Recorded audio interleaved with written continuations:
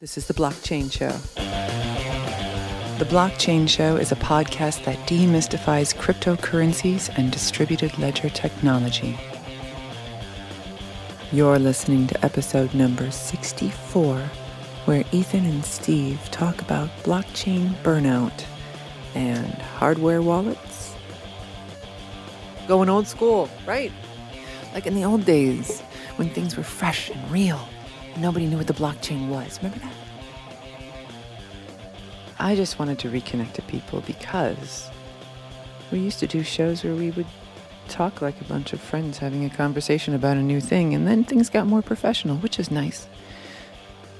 But I must say that there is something. I understand Ethan and Steve are talking about blockchain burnout, blockchain disillusionment maybe. There's so much blockchain saturation for sure, and within the saturation, there appears to be disinformation and misinformation, and I guess I feel like I'm in the middle of a storm.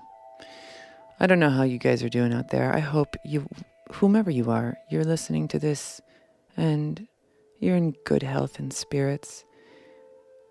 But there's always storms, and there's a story. There's something that the Native American people say about buffalo.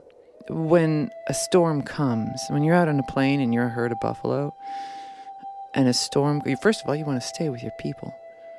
Second of all, a storm comes, if you panic and you run, there's a blizzard, you could be lost in the storm for a lot longer because you don't know which way you're going. So when the buffaloes see a storm coming on the horizon, collectively, they all look at it and they all cowboy up and they are like, all right, fucking storm, let's do this. And they charge it. Boom, boom, boom. Must be amazing. They charge into the storm collectively because they know that if they all collectively charge this thing, they'll go through it together. It's going to suck for a little bit. Anyway, we're the Blockchain Show. We can charge this shit. Today we have on the one and only Steve Anderson. That's right. It's been a while. We are going to talk about security today, I think, and how you store your funds and shizzle. How to store your funds, how to get your funds out. Yeah. Everybody wants to know. Are you done with Bitcoin? Well, I mean, Bitcoin just goes by, half a dozen other names. Bitcoin itself is, no longer Bitcoin. It's some weird, I don't know. It's just more of the same. It's no longer peer-to-peer digital cash. It's something different, which, I mean, some people like, and I guess free markets and whatnot. Good for them. I wish they would have, it's one of those things that Bitcoin used to be a currency. I mean, that's what it was for. It was for spending or sped. And I don't know, there's that hodling thing now. And now people are saying that Bitcoin is a store of value only. And do you know what is only a store of value with no other utility? Collectibles, Beanie Babies. Yeah, Pokemon. Baseball cards. Pokemon. It's a collectible now. I mean, it's a fancy electronic collectible. An asset that people are trading, like stocks. But no, stocks have some underlying value to it, right? It's like ownership stake of a company in a lot of respects. You own, a certain part of the company, and if they go to dividends, then it's a security. Is stocks are a security. There's nothing that you own when you own Bitcoin.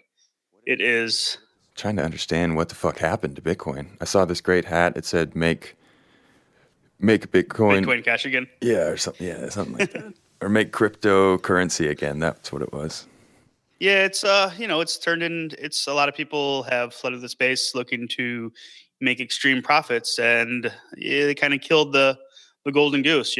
I mean, killed is a bit of a stretch. I mean, it'll always be a collectible, always be interesting to people, right? Yeah, I know what you mean.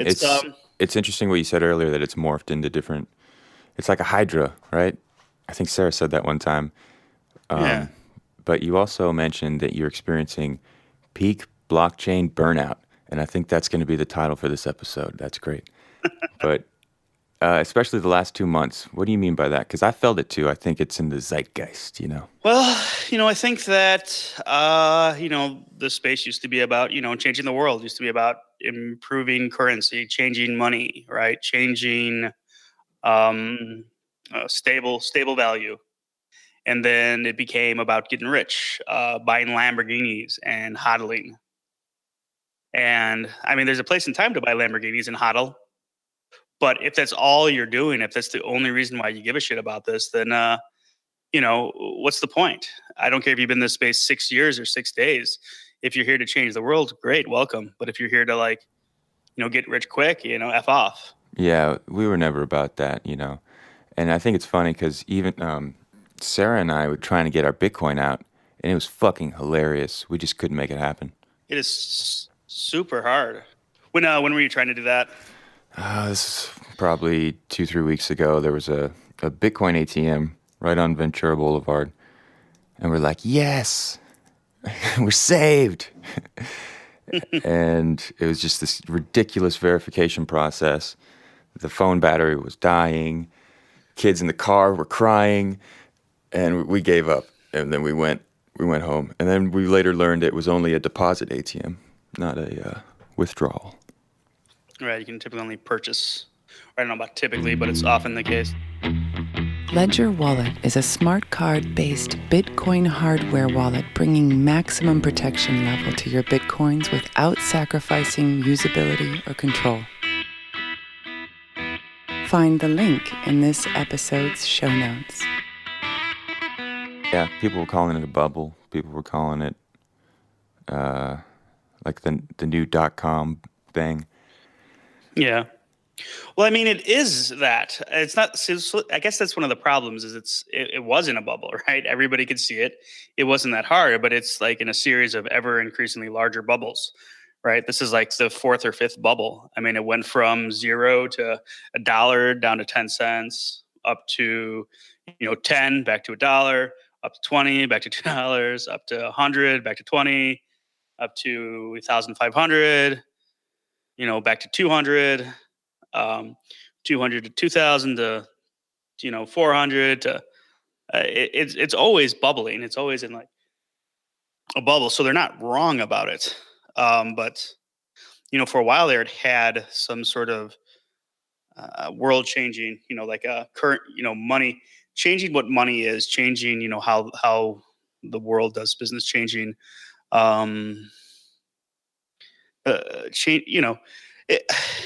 It's just going through the trends. It was that better. Markets go through. Yeah. It's normal. It's insane comparatively. I think a lot of these investor types or whatnot. Brexit. Remember when Brexit happened? Oh yeah. And do you know how much the pound or the pound lost in percentage value? Tell me. During that 6%. Okay. 6%. And this is like one of the hugest deals that could happen to a currency, like a normal, like a fiat currency, right?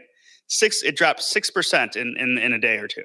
And Bitcoin dropped, 50%, 25%, 30% all the time. It's not anywhere out of normal. So calling, a speculative asset a bubble, it's not hard to call it. I mean, everybody can see it. Hey, this is a bit overvalued. But right. It's not. It is and it isn't. I mean, if it has world-changing capabilities, what is it? A $300 billion market cap isn't really out of stretch for it. Yeah, it's just like we're over the hill. The grass was greener. If anybody thinks that we made a lot of money on this show, you're wrong. Yeah, the show didn't make anything. No. Enough. Enough. I mean, a little bit. We had some donations to fund itself for a couple months. Let's say that. over the year. We got enough funding for a month or two. Yeah, I mean less if you consider everybody's time and effort. But it's funny. People like Peter Schiff, people like Ron Paul, who predicted the housing market bubble, did not like Bitcoin for the same reason, but they also really like gold, which is interesting. And they I know Peter Schiff had cryptocurrency functionality on his website to convert, Bitcoin, Ethereum into gold, which was interesting for a guy who goes on Joe Rogan and bashes Bitcoin for like 30 minutes. At the end, he does a plug for his company that accepts Bitcoin. But he made many points, namely that it was not a currency. And their livelihood depends on them not seeing it. They're in a different game. He's peddling gold, which is fine. I mean, if that's what you sell gold, or I guess, good for you. He also sells like foreign countries stocks, like stock markets and like other exchanges. He basically saying that America's doomed, and he's advising all of his clients to pull out of the American stock market.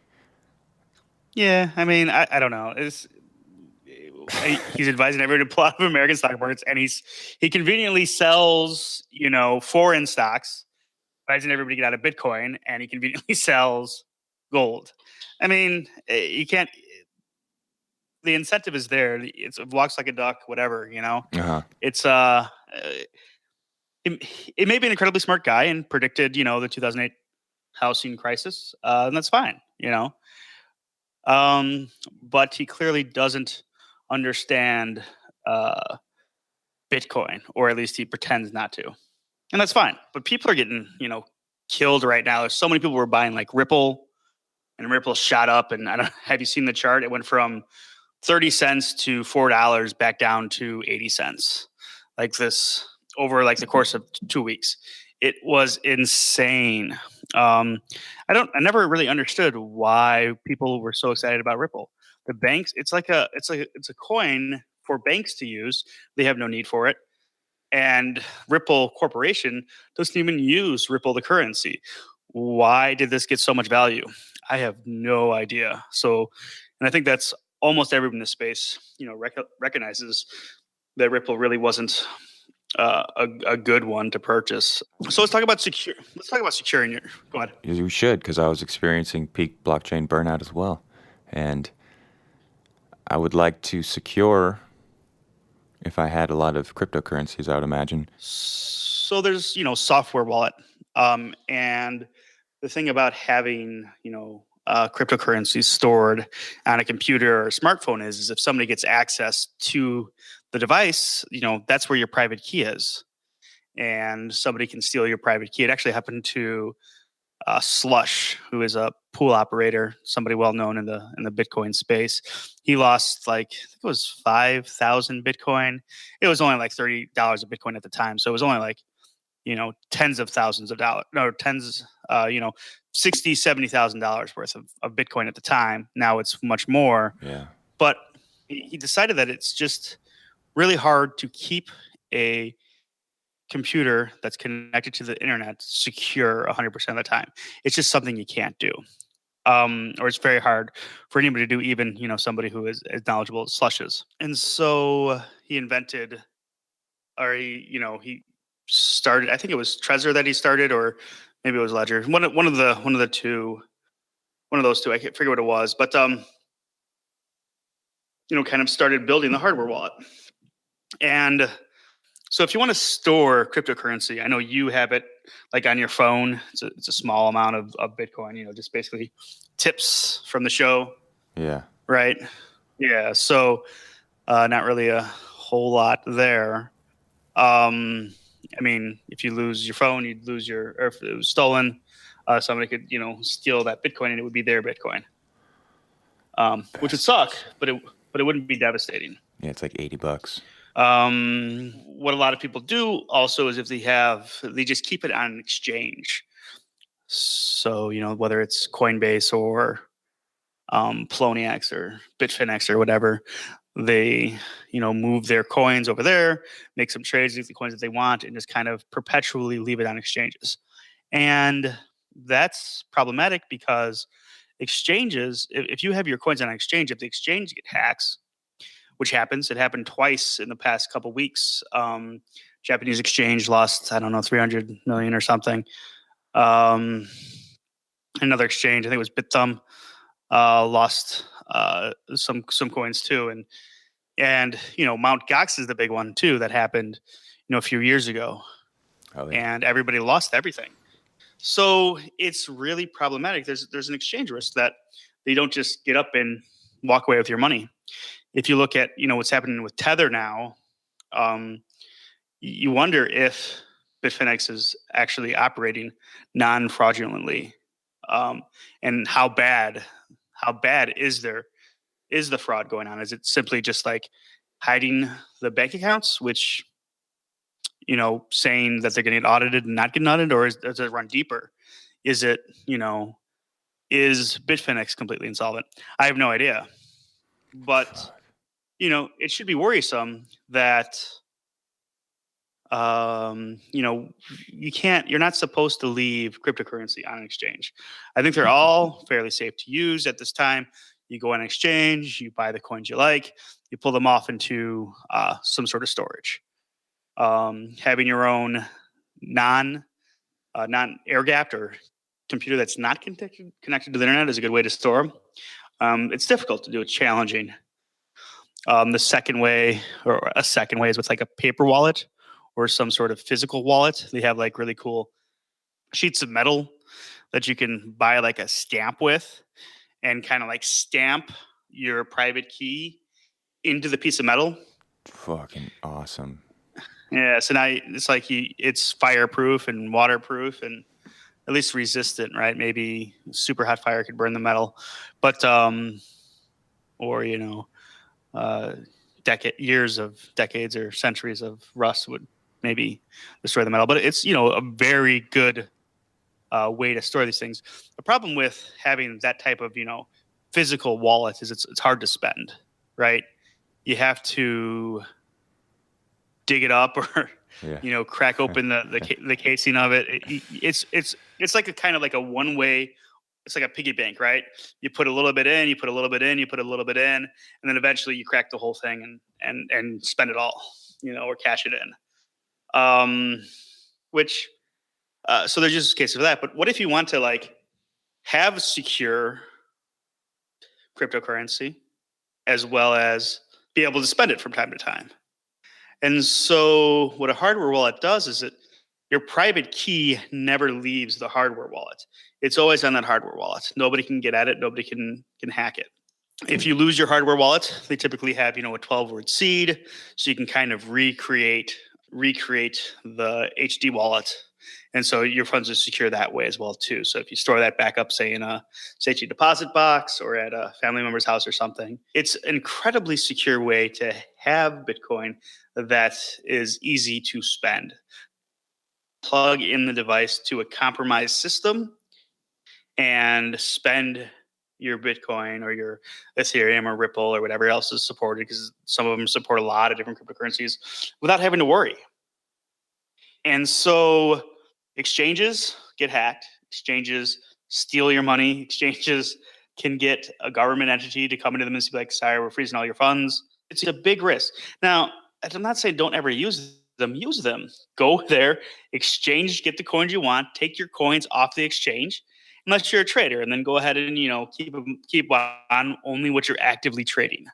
And if not, I think hardware wallet is the best option for most people. And there's 3 options, and we'll put in the show notes. Check them out. They're all really good.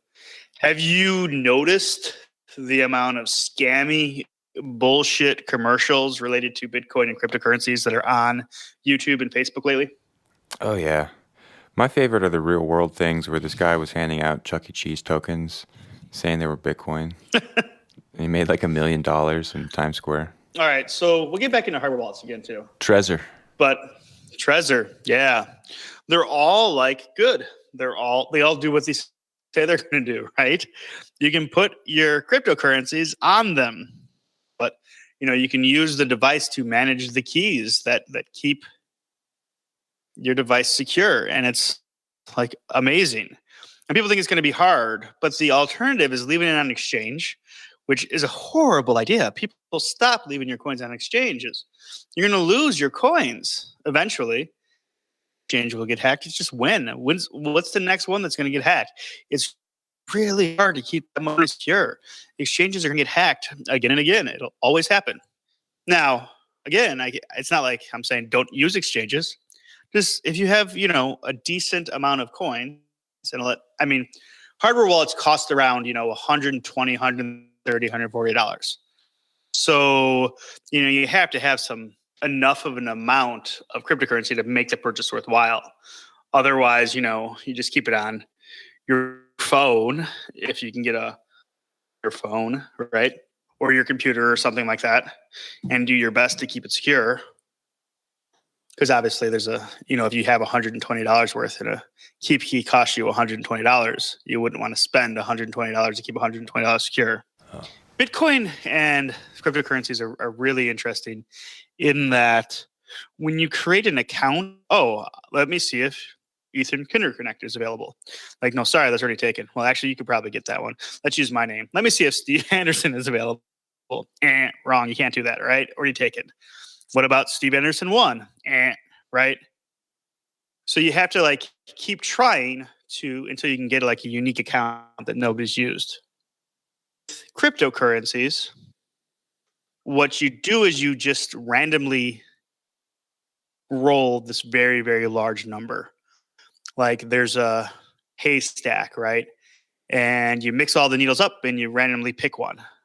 And since it's such a large number, it's like more atoms than are in the universe.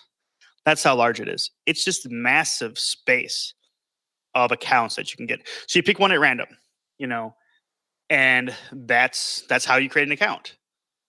So when you create a paper wallet, what you can do is you can kind of randomly choose an account. Since it's randomly chosen, nobody else has an account. Nobody else can spend it. You can send money to the network, to that account on the Ethereum network or the Bitcoin network or whatever cryptocurrency you're using.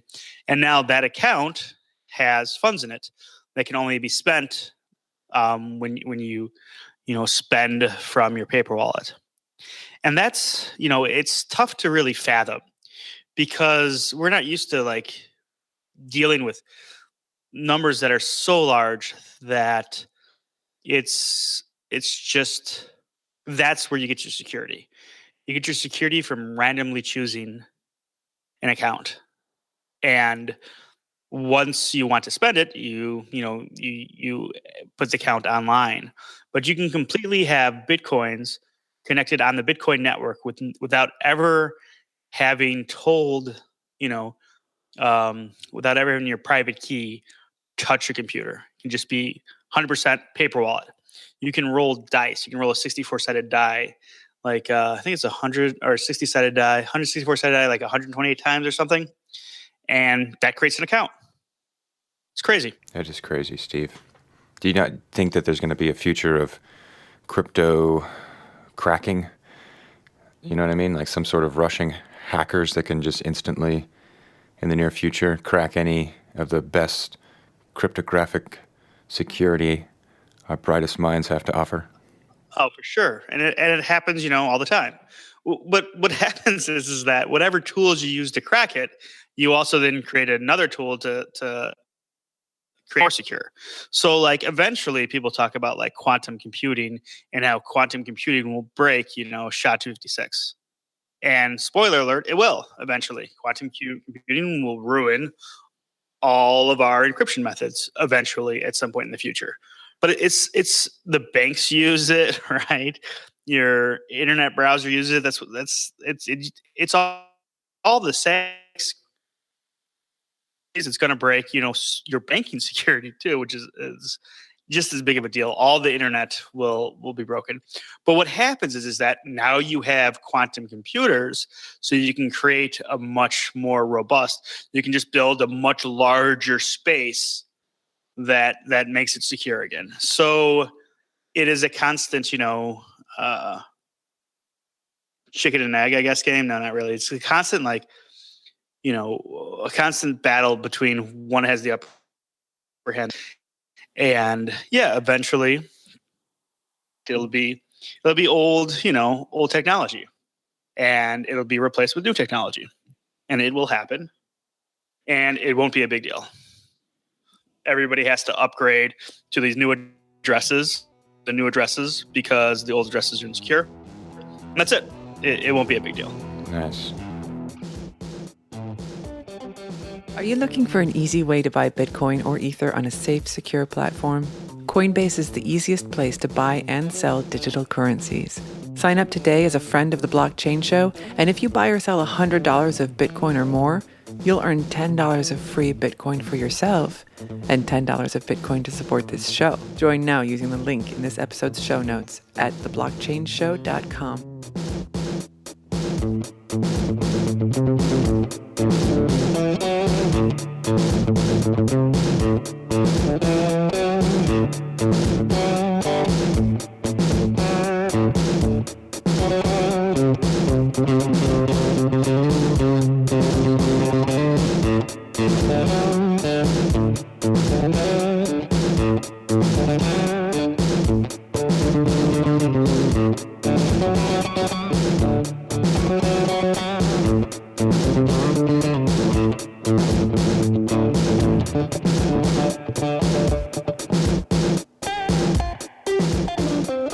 To learn more, visit theblockchainshow.com.